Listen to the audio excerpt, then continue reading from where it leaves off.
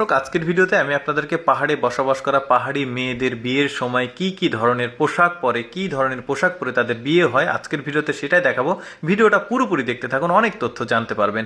দেখতে পাচ্ছেন এটা একটা পাহাড়ি সম্প্রদায়, তো তার বিয়েতে দেখতে পাচ্ছেন কি পরিমাণ চুড়ি, হাতের যে চুড়ি সেটাই পরিয়েছে, সবই স্বর্ণের, মানে গলায় পরিয়েছে হারের বদলে চুড়ি। তারপরে দেখুন এটা একটা মুসলিম সম্প্রদায় পাহাড়ে বসবাস করে, তার পোশাকটা দেখুন, বিয়ের পোশাক, কি মাথার উপর একটা তুলোর মতো আছে, বেশ চমৎকার লাগছে। কিন্তু আসলে পাহাড়ে শুধুমাত্র যে অন্যান্য সম্প্রদায় বসবাস করে, সংখ্যালঘু বসবাস করে তেমনটা না, পাহাড়ে কিন্তু মুসলিম সম্প্রদায় যে আছে তারাও কিন্তু বসবাস করে। দেখতে পাচ্ছেন এই আজকে তার বিয়ে হচ্ছে।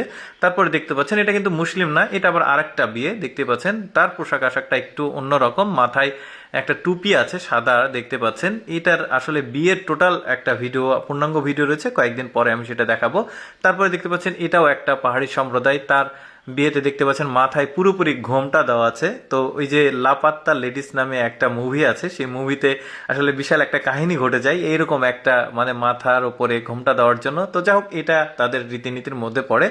তারপরে দেখতে পাচ্ছেন এটাও আর একটা সম্প্রদায়, তবে তার মাথায় হ্যাট রয়েছে।